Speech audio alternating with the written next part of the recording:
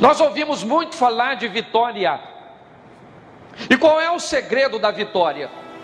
Será que Deus tem uma panelinha? Vou fazer vencedor e eu não fui muito com a cara daquele ali não, e por isso ele vai ser perdedor? Será que é assim que funciona? Não. A diferença do vencedor e do perdedor não está em Deus, não. Está na decisão que essas pessoas resolveram tomar. Então não depende mais de Deus para eu ganhar, nem você. Agora depende de mim e de você.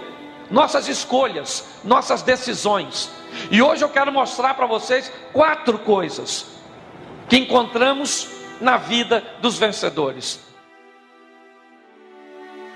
Ousadia, coragem, encare sua realidade e vença as limitações, que você vai alcançar a vitória. A hora que nós fizermos coisas que nunca fizemos, você vai ver coisas novas acontecerem. É sobre ousadia. Seja ousado, meu irmão, faça. O novo de Deus não está na mesmice, está em você fazer algo que você nunca fez.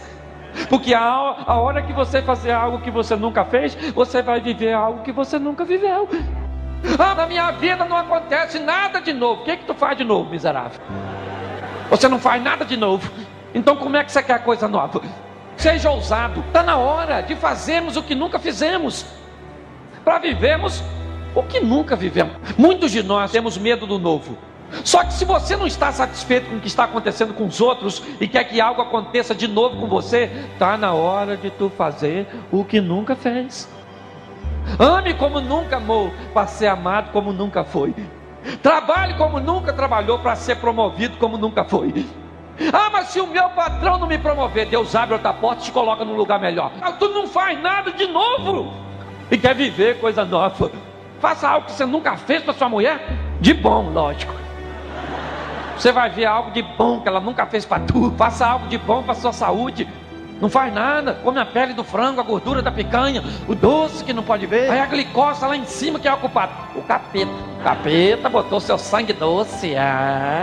Gordura, não faz um exercício, não corre, não faz um abdominal, não faz nada, meu Deus do céu. Pare para pensar. Está na hora de você decidir quem você quer ser. As coisas estão sempre acontecendo onde? Ali, mas nunca aqui. Está na hora das coisas parar de acontecer na vida dos outros. E por que acontece lá? Porque os outros fazem coisas que nós ainda não fizemos. É sobre ousadia. Seja ousado, meu irmão, faça. Vai dar errado? Se der errado, não faz mais. Muda a maneira de fazer. Eu aprendi assim com a vida, meu irmão. A gente tem que levar a vida desse jeito. Porque é na adversidade que nós crescemos, gente. É nas dificuldades que nós aprendemos a manobrar melhor a nossa embarcação. Pode notar que as crises que você viveu te deixaram marcas profundas e grandes ensinamentos. Para você chegar aqui hoje, quantos leões e ursos você já venceu na sua vida? Qual foi deles que te destruiu? Então não é esse que você está enfrentando hoje, ou que você vai enfrentar amanhã, que vai te destruir. Seja corajoso, coragem para enfrentar o gigante. Não interessa o tamanho do gigante, porque todas as vezes que você tiver um problema e olhar para ele, você vai ficar porque problema não é lugar de botar a sua atenção. Parece o problema, você diz, nossa, que problemão. Pode ser desse tamanhozinho, mas vira um monstro. Já correu de folha fazendo assim, no escuro? Você olha assim a folha lá longe, a sombra dela aqui, nossa, que monstrão. Você olha para o problema, nossa, ele se potencializa e destrói você. Hoje tem gente potencializando problema. Tenha coragem, encare o seu gigante. Nós temos o nosso gigante. É assim que funciona. Talvez hoje o seu gigante seja o desemprego, seja a enfermidade, seja a crise no casamento, seja problemas emocionais. Eu não sei quais são os seus gigantes. Eu só sei que você pode olhar para ele, se acovardar e vê-lo te desafiar dia após dia e nada acontecer. Ou você pode obter coragem, saber de que você não peleja sozinho, levantar a cabeça e dizer, aí gigante, eu vou te vencer. E você vai ver que no final a vitória vai ser sua. Encare sua realidade. Algo muito importante na vida de um vencedor. Enquanto você não tem o que você quer, você trabalha o que você tem. Encare sua realidade. Ela é dura, mas é sua. Ah, eu não tenho o carro que eu quero. Mas o que tu tem? Um fusquinha? Uma bicicletinha? Uma motinha? O que você tem? Ou só o sonho? Trabalhe para ter o que você quer. Ah, não tem a casa. Tudo bem, meu irmão. Mas o que você tem? Não faça vista grossa para o que você tem. Encare o que você tem. Administre o que você tem. Seja fiel naquilo que você tem. Hoje eu vejo gente negligenciando sua realidade. Realidade foi feita para ser encarada, minha irmã. O que é? A sua família toda desarrumada? Essa é a sua realidade? Qual é o seu sonho? Ver sua família restaurada? Vai ter que trabalhar a sua realidade para alcançar seu ideal. É apertado? É desconfortável? Mas eu vou malhar o trigo onde? No lagar, porque é o que eu tenho. Hoje, talvez você não tenha quase nada. A sua realidade sabe qual é? Um coleginho lá no meio do mato, com o nome de Brizolinha. E aí? E você sonha com uma faculdade pública. Nossa, eu estou aqui, ninguém gosta de mim, meu Deus, é tão difícil. Ou seja, a leitura era a seguinte: você não é capaz, você não pode viver isso, isso não é para você. Meu irmão, é difícil para todo mundo, não é só para você. Você acha que é fácil? Não é. Mas encare suas realidades. Não é muito divertido falar isso, né? Mas é a verdade. Você está diante de uma realidade dura, enfrente-a, e você vai ver que é só uma questão de tempo. Preste atenção nisso, porque isso é muito sério. Nós precisamos vencer as limitações impostas pelas circunstâncias. Você vai olhar muitas vezes e não vai ver rota de fuga. Você vai ver, até porque tem uma coisa que eu aprendi: sua visão nunca vai ser compatível com seus recursos. Os recursos sempre são menores que a visão, porque a circunstância pode querer te limitar. Eu não tenho dinheiro para isso. Eu não tenho saúde para isso. Eu não tenho. Você pode se acovardar diante das limitações impostas pelas circunstâncias, ou você pode vencer. Porque se você quer ser um vencedor, ousadia, coragem, encare sua realidade e vença as limitações, que você vai alcançar a vitória. Não é porque eu não tenho os braços e não tenho a perna que isso me define. Não é porque você é moreno, você usa óculos, você é loiro. O que define cada um de nós é o que está dentro de você, é o que está dentro de nós.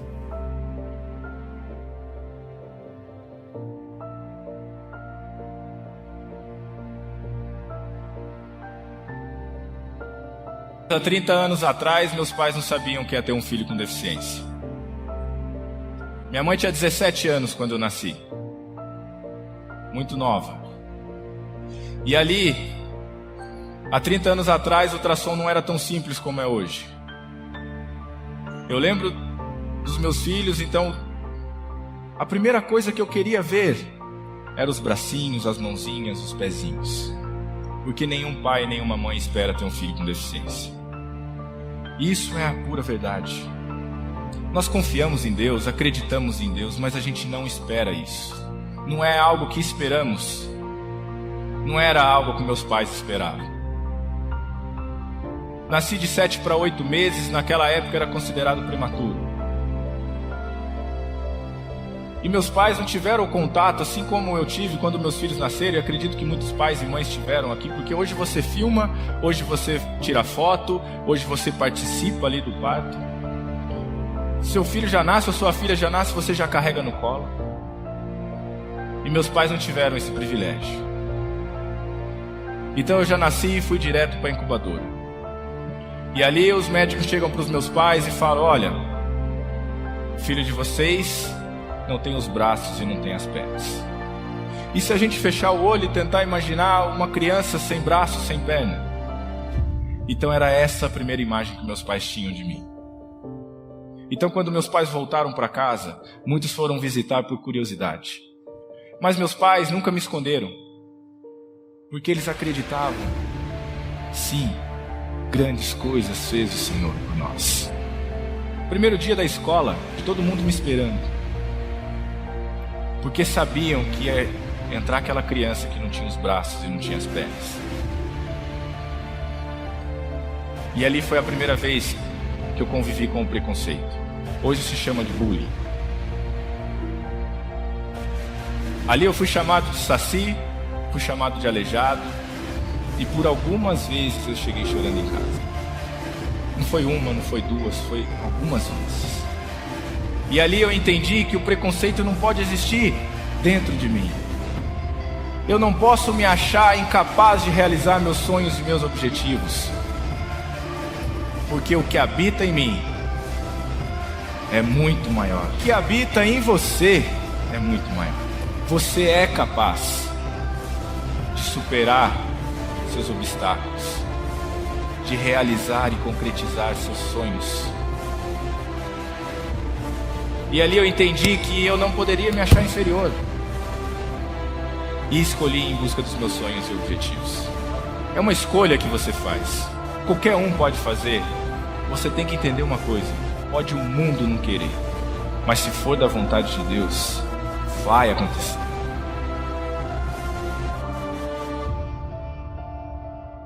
A gente não deve desistir no primeiro obstáculo.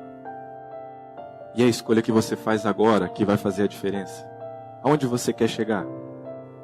Cair? Pode ser que a gente vá cair. Machucar? Pode ser que a gente vá machucar também. Mas o importante é como a gente vai levantar de tudo isso. Porque eu digo para vocês, o teu, o meu, o nosso sonho, ele é possível.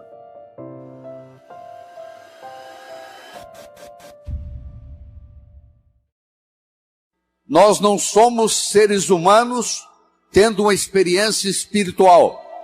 Somos sim seres espirituais tendo uma experiência humana. Não é à toa que nós nascemos chorando, porque nós sabemos a barra que nós vamos enfrentar na vida. Você não faz um bolo só com farinha, você precisa de vários ingredientes. O bolo da vida necessita vários ingredientes. O primeiro ingrediente, eu diria, é o respeito que você tem para com você mesmo. É o quanto você gosta de você. Ninguém pode ofertar o que não tem. Você não pode ofertar amor para o próximo se você não tem amor por si mesmo. Então a primeira coisa, tenhamos o amor próprio. Que a gente se respeite no mundo. Isso chama-se autoestima. Isso chama-se autoimagem. E eu tenho uma boa notícia para você.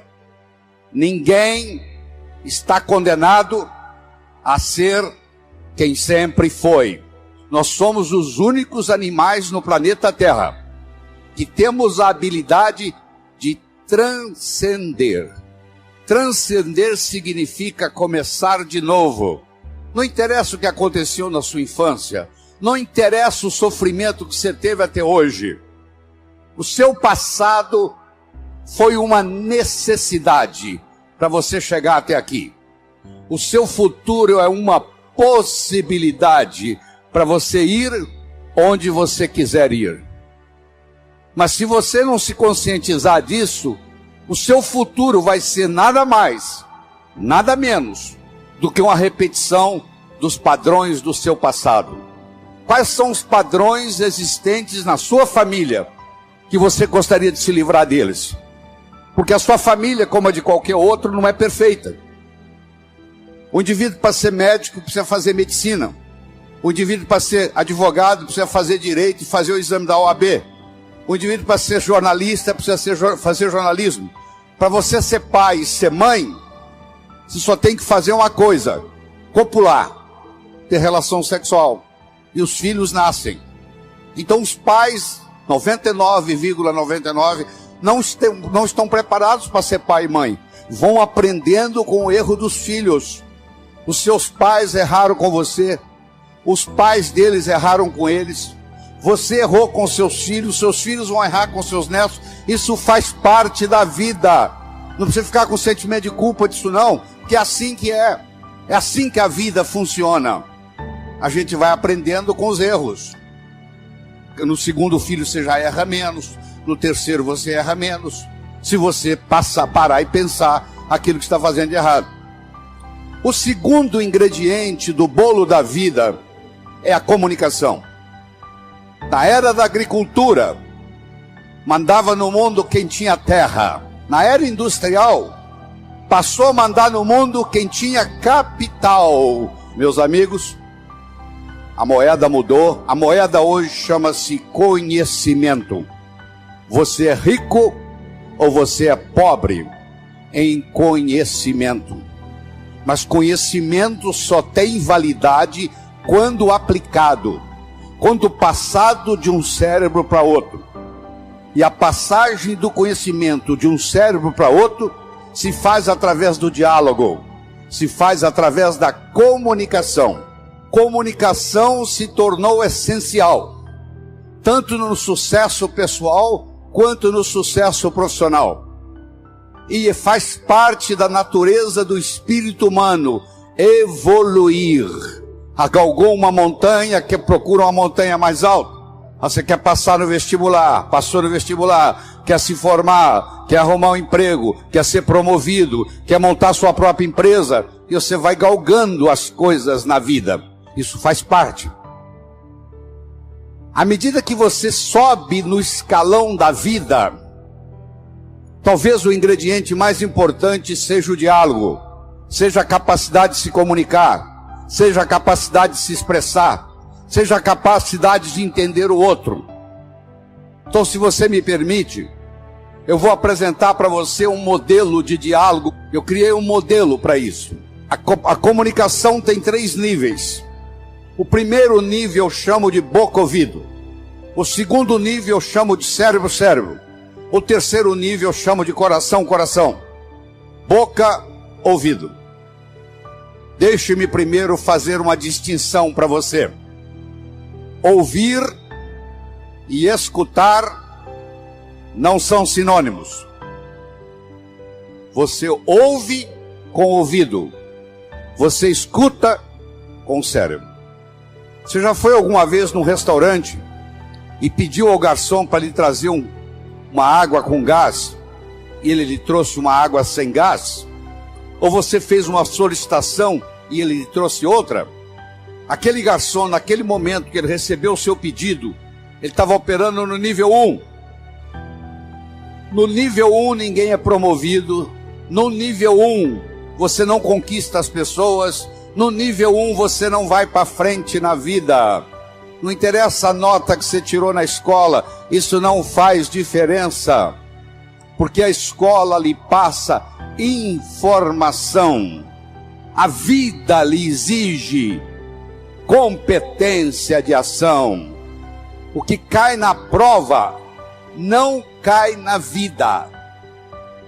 Se você observar na sua cidade, você vai encontrar indivíduos que eram CDFs, que eram estudantes brilhantes, e hoje são pessoas que estão perdidas na vida. E você vai encontrar também pessoas que eram estudantes medíocres, e hoje são excelentes empresários, estão contribuindo para o bem-estar da comunidade. Por que isso? Porque esses segundos, eles sabem dialogar com o mundo, eles sabem dialogar com a sociedade, eles aprenderam, talvez até intuitivamente, o poder da comunicação. Boca-ouvido, modelo do nível 1. Deixa eu primeiro fazer uma afirmação. nós só chegamos ao coração das pessoas, passando pelo cérebro. Não tem outro caminho. É fácil você gostar de quem você gosta. Eu quero ver você gostar de quem você não gosta. Porque se você não gosta da pessoa, fica difícil chegar no coração. O caminho para você você tem que entender a pessoa, entender a problemática dela, entender de onde ela está vindo, por que ela atua daquele jeito. Aí finalmente você aceita a pessoa e chega no coração. Quando você está operando no diálogo nível 1, não acontece nada. É o pai que está dando um sermão para o filho. E entra num ouvido e sai no outro. E o pai não percebe que ele vem falando isso há 5 anos e não funcionou nada. Pelo contrário, o filho até ficou rebelde de escutar o pai falar aquilo. E o pai não se dá conta que aquilo não é diálogo, que é um monólogo que ele está falando para o vento. Porque está entrando no ouvido e saindo no outro. Você deve conhecer um ditado popular que diz assim: a palavra convence, o exemplo arrasta. O melhor modo de você educar seu filho não é com sermão. Isso não é diálogo, isso é monólogo. O melhor modo de você educar seu filho é com exemplo, dando exemplos. Aí a água mole em pedra dura, tanto bate até que fura.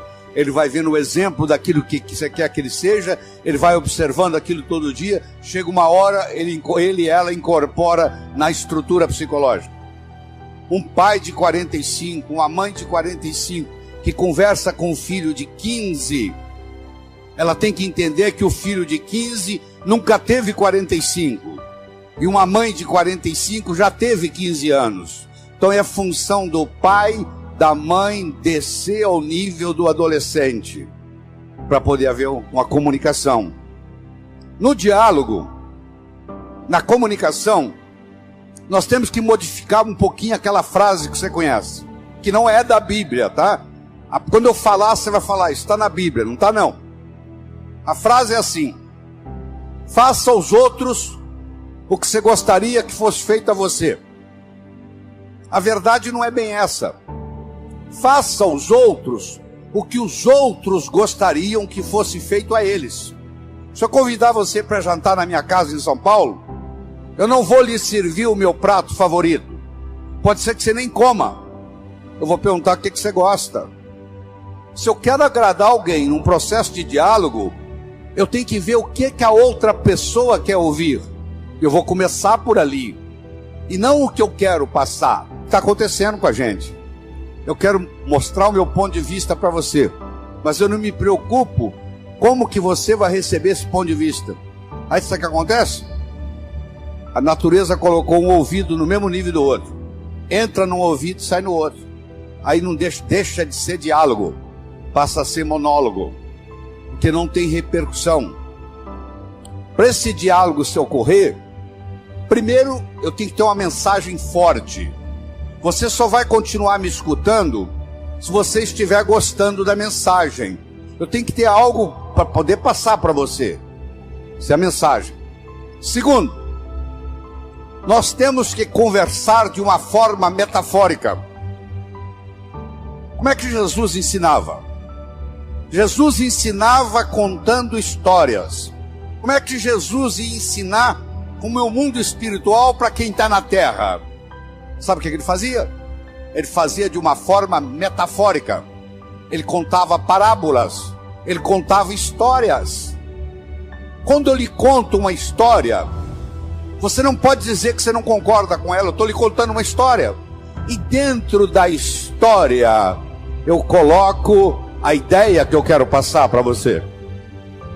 Era uma vez um navio de alta prioridade, porque carregava ouro. E de repente o motor desse navio enguiçou. E o dono do navio disse: para. Traga aqui o melhor mecânico da região. Eles trouxeram. Ele trabalhou um dia inteiro, não conseguiu consertar o motor. Ele disse: para. Traga aqui o melhor engenheiro mecânico do país mais próximo. Eles trouxeram.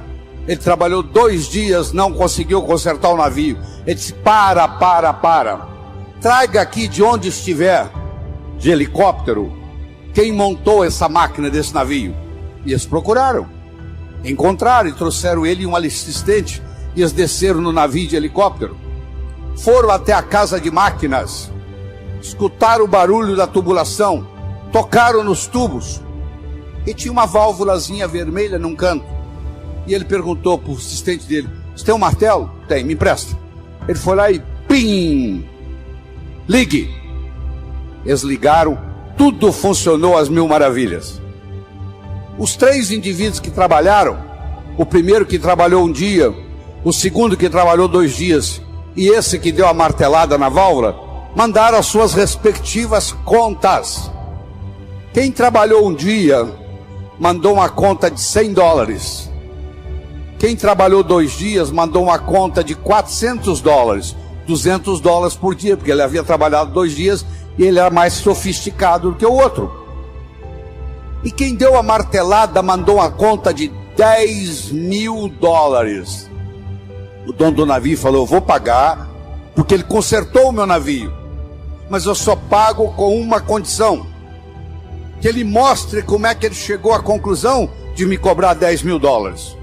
E ele mandou um bilhete para o dono do navio, para dar a martelada, $1, para saber onde bater com o martelo, 9.999. Você imagine que nós estamos almoçando e eu conto essa história para você. E você está pensando em me contratar para ser seu consultor na sua empresa. E você pergunta assim, doutor Laí, qual é a sua remuneração? E eu falo um preço elevado. Ao invés de você falar é caro, você vai pensar assim, esse cara sabe onde bater com o martelo. Eu preparei o seu cérebro para escutar o meu diálogo com você. Através de quê? Através de uma história. A pessoa que sabe dialogar, ela conversa metaforicamente. Terceira coisa importante no diálogo, é uma linguagem apropriada. Você já foi a um médico, e o médico começa a usar aquela terminologia médica que só ele entende. E aí você volta, e a sua família te pergunta, e aí, o que você tem? O que o médico falou? Ah, não entendi o que o médico falou. Esse médico não tem nada de inteligente. E outra coisa importante é a percepção. Uma coisa é o que você está passando, a outra coisa é que o outro está captando. Ah, você é um vendedor? Sou. Você é um bom vendedor? Ótimo vendedor. E aí, você tem vendido bem? Não, tem vendido muito mal. Então você não é um bom vendedor. Talvez a sua linguagem não está sendo apropriada, talvez a sua mensagem não está sendo forte o bastante, talvez você não esteja fazendo uso dos recursos, da metáfora, das histórias. Quando você trabalha esse fenômeno do diálogo desse jeito, quando você termina, a pessoa se sente convidada a participar das suas ideias. O filho, quando um pai sabe ter um diálogo com ele, quando termina o diálogo, o filho se sente convidado a experimentar o que o pai está falando para ver se dá certo. É um convite que ele recebe. Na vida, nós somos julgados por 4 coisas. 4 coisas. Nós somos julgados por aquilo que fazemos. Você pode marcar no seu relógio. Você encontra um estranho na festa. Nos próximos 5 minutos, ele vai perguntar para você assim: o que você faz na vida? A que é que você se dedica? Eu posso ter 2 pedreiros, um trabalhando ao lado do outro. Eu chego perto do primeiro pedreiro e pergunto: o que você faz na vida? Ele fala: eu sou pedreiro. Eu coloco um tijolo em cima do outro. Eu chego perto do segundo pedreiro que está ao lado dele e pergunto: o que você faz na vida? Eu sou pedreiro. Eu estou construindo o Maracanã, o maior estádio de futebol do mundo, que vai ficar aqui para a posteridade. Quero que você saiba que os 2 fazem a mesma coisa. Só que esse segundo pedreiro, ele não vai ser pedreiro muito tempo, não. Logo, logo ele vai ser construtor, porque ele não está colocando um tijolo em cima do outro. Ele está construindo Maracanã.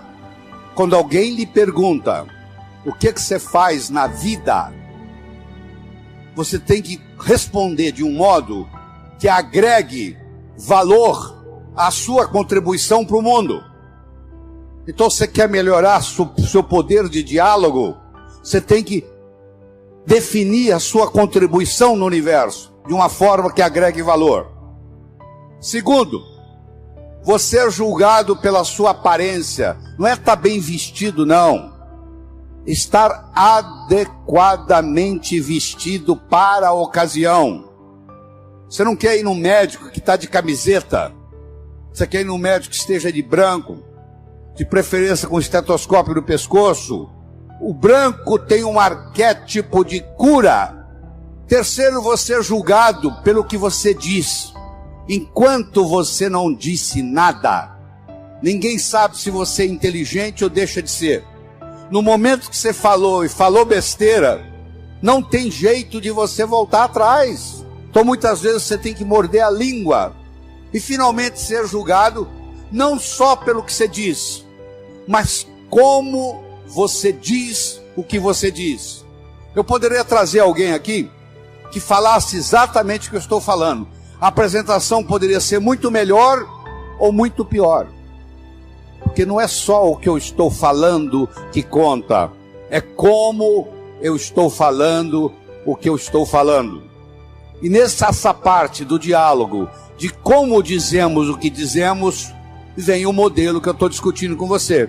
Que tem um nível 1, que não acontece nada, que você está perdendo tempo, que é o boca-ouvido. É o que você pede o garçom uma água com gás, ele traz uma água sem gás, porque entrou num ouvido e saiu no outro. E muitas pessoas trabalham nesse nível e não vão para frente na vida, porque comunicação é essencial. Nós começamos falando da autoestima, estamos falando da comunicação, do diálogo. Deixa eu tocar um pouquinho nos outros. O bolo da vida tem vários ingredientes. Outra coisa importante para você jovem que está nos assistindo, e é jovem de qualquer idade, juventude é uma coisa que você decide. O que eu vou fazer na vida está para frente ainda. Já fiz muita coisa, mas o que eu vou fazer muito mais ainda está pela frente. Quando eu mantenho esse foco no que eu vou fazer, o meu organismo não envelhece. Ele mantém a energia da juventude. Todos vocês conhecem o conceito de uma ampulheta, não conhece? Você já pegou uma ampulheta na mão? Aquele reloginho de areia? A ampulheta tem a areia que ainda não caiu, a areia que está caindo e a areia que já caiu. A areia que ainda não caiu é o futuro. A areia que está caindo é o presente. E a areia que já caiu é o passado. Você aprendeu, e é verdade que você aprendeu, que o passado cria o presente e o presente cria o futuro. Isso é verdade, verdadeiro. Mas Einstein provou a não linearidade do tempo. O tempo não é linear. Então eu vou provar para você agora, nessa conversa aqui, que o futuro cria o presente também. E o presente recria o passado. Se você comprar na segunda-feira uma viagem de volta ao mundo para daqui um mês, eu lhe garanto que a segunda-feira já começa a ficar mais interessante. Faltam 30 dias, 29, 28, 27, 26, 25 para a viagem. Você já escutou um ditado que diz assim: muitas vezes a antecipação da festa é melhor do que a festa propriamente dita. Lembra aquela ceia de Natal que você preparou na sua casa com todo carinho, que você levou meses preparando, e na hora da ceia os dois cunhados começaram a discutir e estragou a noite? A antecipação daquela ceia foi muito melhor do que a ceia. O que acontece? Se eu tenho metas para o futuro, jovens, por favor, me escutem. Se você tem metas para o futuro, o seu presente fica mais interessante, porque você vai viajar daqui 30 dias, daqui 29, daqui 28. Se você não tem perspectiva de futuro, aí a droga te domina. Todo drogado que eu conheci, que eu tratei, que eu cuidei como médico, todo drogado perdeu a perspectiva do futuro. Ele não tem a noção do amanhã. Ele acha que só existe hoje. Quem só acha que existe hoje não vai se preocupar o que a cocaína, a maconha, a heroína vai fazer no corpo, porque perdeu perspectiva de futuro. Então eu espero que você entenda que o futuro cria o presente. Eu vou provar para você agora que o presente recria o passado. Chegou uma senhora e disse: doutor Laí, eu estou aqui porque eu estou num processo de divórcio e fiquei sabendo que o seu curso fortalece o emocional, eu vim aqui fazê-lo. Deixa eu lhe me contar a minha história. Eu sou casado há mais de 25 anos, eu e meu marido decidimos, por opção, não ter filhos. Ele trabalha numa multinacional, eu trabalho noutra. Ele sai de segunda a sexta para viajar pela multinacional. E eu saio de segunda a sexta para viajar pela minha multinacional. Sexta-feira à noite nós nos reuníamos, íamos para um sítio que nós passávamos sexta-noite, sábado, domingo, voltávamos segunda de manhã. A minha tia que me criou veio nos visitar, eu levei-a para passar o final de semana no sítio e morreu. E eu nunca mais tive coragem de ir lá. O meu marido não abre mão, ele viaja durante a semana e sexta-feira ele vai para o sítio. Eu não vejo ele durante a semana, não vejo ele no final de semana. Nós somos distanciando, estamos num processo de divórcio. Eu perguntei para ela assim: mas por que a senhora não vai no sítio? Falou: porque a minha tia morreu lá. Eu falei: mas justamente por isso. A sua tia saiu lá para te dar esse presente, para morrer no sítio, para mostrar para você o quanto que ela gostava de você. Isso tem uma simbologia. Dá para você captar essa simbologia, que ela fez questão de vir morrer do seu lado. E eu fui falando, ela foi escutando, ela não conseguia parar de olhar no relógio. E o que ela queria? Ir para o sítio. Está casada com o marido até hoje. Eu não consigo mudar o fato da tia dela ter morrido no sítio. Eu mudei no diálogo a interpretação da morte da tia dela no sítio. Eu não consigo mudar o passado de ninguém. Mas eu quero que você saiba que tudo que aconteceu com você aconteceu por uma necessidade, talvez espiritual. Talvez tenha trazido você até aqui. Eu não vou perdoar o meu pai pelo que ele me fez. Onde é que está seu pai? Ah, ele já morreu. Aí ele vai ficar muito sem dormir hoje à noite por causa disso. O fato de você não perdoar o seu pai é mais ou menos assim: eu vou tomar o veneno para matar aquele cara, mas eu tomo o veneno. Isso não é tão ridículo, não é? O cara vai tomar o veneno para querer envenenar o outro. Quando eu tenho ressentimento do meu pai, quando eu tenho ressentimento da minha mãe, primeiro eu vou ter ressentimento de todos os homens e todas as mulheres no mundo, que isso vai repercutir. Cada vez que eu encontrar um homem, vai lembrar do meu pai, eu vou ter problema. Cada vez que eu encontrar uma mulher, eu vou lembrar da minha mãe, vai ter problema.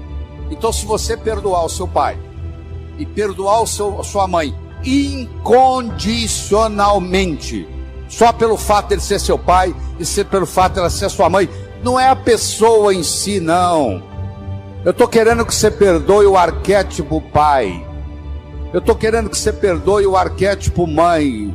Não é que agora você perdoa a sua mãe, você tem que trazê-la para morar com você, não. Você que tem que terminar e dizer: ó, o que você fez foi feito, você fez o... Eu lhe garanto que os seus pais fizeram o melhor que eles sabiam fazer. Não fez melhor porque não sabia. Eles não sabiam o que eles não sabiam. No momento que você perdoa, isso é mágico no seu corpo, porque isso muda tudo. Isso muda a sua energia, muda a sua capacidade de ganhar dinheiro. Se você tem ressentimento do passado, você cancela o seu futuro, você não tem perspectiva de futuro. O ressentimento do passado não deixa você ter perspectiva de futuro. Não interessa o que eles fizeram ou deixaram de fazer. Você não vai passar a sua vida no passado. O seu passado é uma necessidade que aconteceu para você chegar aqui. Ele é conhecido, você sabe o que aconteceu. O seu futuro é uma possibilidade. E ele é desconhecido até que você decida qual que ele vai ser. E eu sugiro que você se concentre lá, no futuro, porque é lá que você vai passar o resto da sua vida. No momento que você fizer isso, seu coração vai se abrir. E essa renovação de esperança vai encher o seu coração. E a sua viagem aqui vai ficar inesquecível. Que vai ficar um antes e vai ficar um depois. Eu espero de coração que novos caminhos se abram à sua frente, que o vento sopre levemente às suas costas, que o sol brilhe suave e morno no seu rosto, que a chuva caia de mansinho em seus campos, e até que nos encontremos de novo. Que Deus lhe guarde nas palmas de suas mãos. E eu fui à lona. E eu quebrei. E confesso, hoje, com 50 anos, que foi a melhor coisa que aconteceu na minha vida. Porque em 1986, gente, o Brasil viveu uma euforia. Só que foi voo de pato, aquele voo de um ano só, né? E eu achei naquele momento que eu estava rico. Carro novo, pulseira de ouro. E aí em 87 veio uma crise, pior que essa que nós estamos passando aí agora. Os juros explodiram de preço. Tudo que eu tinha passou a valer 25%. Não valia nada. Eu não conseguia vender nada. Ninguém comprava mais uma máquina, ninguém comprava nada. E eu fui à lona. E eu quebrei. E confesso, hoje, com 50 anos, que foi a melhor coisa que aconteceu na minha vida. Quando eu estava nocauteado, eu conheci a minha esposa. Quando foi em outubro de 87, sabe aquela loja que tinha duas portas, uma já estava fechada? O telefone, quando tocava, era alguém querendo cobrar. E eu falava, danou-se, né? Agora não tem mais jeito. Me entra uma pessoa chamada Juarez. E o Juarez tinha tido um infarto. O Juarez tinha uma granja de 30 mil galinhas. E ele virou para mim e falou, me compra a granja. Eu falei, que jeito, Juarez? Eu estou quebrado, você está louco? Ele falou, não, eu alugo a granja para você, que eu não tenho mais saúde para trabalhar, e você me compra as galinhas.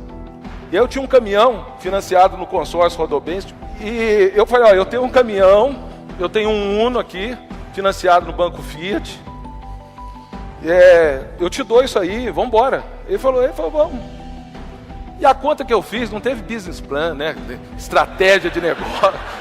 E aí eu falei, qual que é a conta caipira que eu fiz? Eu falei, olha, a galinha bota todo dia. Se ela bota todo dia, eu vou ter dinheiro todo dia. Tendo dinheiro todo dia, eu vou acalmando os credores todo dia. Eu comecei, agora eu pago as contas, né? Trabalhava dia e noite, vamos e vai. Rogério me ajudando. Um dia, o gerente de um banco, danado, viu? Eu estava devendo nesse banco, não tinha dinheiro para pagar. Ele ligou pro meu sogro. Aí cheguei de noite e ela chegou, o olho chorando, falou assim, acabou. Não sou mais sua noiva. Você mentiu para mim. Foi mentir não, eu omiti. Você mentiu, você está quebrado, você está devendo, e eu não quero isso para mim, eu não aceito isso, eu não aceito cobrador na porta de casa. Fui embora para casa. Em 1987, imagina, o uísque era Old Age, né? Tomei um litro daquele uísque, acordei de ressaca, com as mesmas contas, sem a namorada, sem a noiva, e agora complicou. E aí, quando vê, para minha felicidade, quem que chegou lá em casa? Cidadezinha pequena, 12 mil habitantes, tocou a porta, era a Rogéria. Obrigado, Rogério, daquele dia. Ela chegou lá em casa e falou assim, olha, não sou mais sua namorada, não sou mais sua noiva, mas sou sua amiga. Levanta dessa cama, eu vou te ajudar a trabalhar. Não conta comigo como noiva nem namorada, mas eu sou sua amiga. E aí, eu lembro que na época eu não tinha computador. Eu fui numa papelaria e comprei uma folha de papel almaço pautado, que eu acho que os jovens aqui não conhecem. E ela era folha dupla. E ali eu sentei com a Rogéria, comprei uma caneta Bic vermelha e uma azul, porque na época não tinha marca-texto. E lá eu comecei a escrever todo mundo que eu devia. E aí eu fiz uma agenda de credores, e eu ia com eles, ia pedindo ajuda, contando minha história. E assim eu fiz. Eu não tinha estoque de milho. Várias vezes eu dormia sem saber o que as 30 mil galinhas ia comer no outro dia. Deus foi tão bom para mim, que as galinhas nunca deixaram de comer. Era para comer às 7, comia às 8h30, às 9, mas comia. E era uma coisa interessante. Eu tive 2 momentos muito difíceis da minha vida. Nós tínhamos uns granjeiros que nos protegiam, que eram os granjeiros menores. E uma vez eu fui pegar um milho emprestado deles, que a gente emprestava um para o outro, sabe aquela coisa de pobre? Um vai emprestando, vai comendo e um me emprestou o milho, sem ele saber, lógico, o milho estava contaminado. E as galinhas pararam de botar, fizeram greve. Elas ficaram 3 dias sem botar. Foi assim, no primeiro dia botou menos, no segundo menos ainda, no terceiro zerou. Nesse dia meu sogro chamou e falou: rapaz, para de ser teimoso.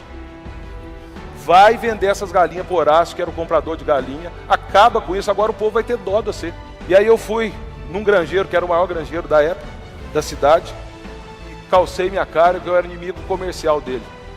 Falei assim: Pedrito, me arruma 6.000 quilos de ração pronta, que eu tô com um problema lá na granja, eu preciso ver se é um problema dentro da fábrica e tal.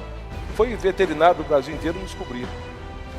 Pedrito me emprestou, as galinhas voltaram a botar. No segundo dia botou mais, no terceiro botou, e Deus foi tão bom, acho que ele estava testando a minha fé. Elas foram botando até mais do que elas precisavam ter botado. Então, ao longo de um mês, elas neutralizaram aquela perca dos 3 dias sem botar. Eu não podia perder um ovo, perdi 3 dias de produção. Vencer o salário dos funcionários, eu não tinha dinheiro para pagar. Em 31 anos foi a primeira vez e única que eu não tive dinheiro para pagar os funcionários. Na época devia ser uns 20. Reuni eles à tarde, falei: olha só, vocês estão vendo o que está acontecendo? Eu não tenho dinheiro para pagar, mas quem precisar de alimento pode ir no supermercado Arco-Íris, quem precisar de farmácia pode ir na farmácia Nossa Senhora de Fátima, daqui uns 5, 6 dias eu consigo pagar vocês. A verdade gera confiança. E aí, veio 89, ano ímpar, casei, paguei a minha última dívida. Eu lembro que a última dívida daquela folha de 4 páginas, era um acerto de carro, e eu tinha 2 correntes de ouro ainda. Eu falei: pelo amor de Deus, deixa eu te dar essas correntes de ouro aqui e acabar com isso. Ele falou: mas como é que nós vamos calcular o preço disso? Eu falei: é simples, pesa na balança Filizola ali do supermercado. Mas e quanto custa a grama? Eu falei: pega o estado de São Paulo de ontem, vamos lá ver quanto custa a grama do ouro. Não tinha internet, não tinha nada, era retroativo. E ele aceitou, e ali eu paguei minha última conta, fui para casa aliviado. 89 eu casei, e aí eu comprei um caminhão novo, mais 4.000 nova.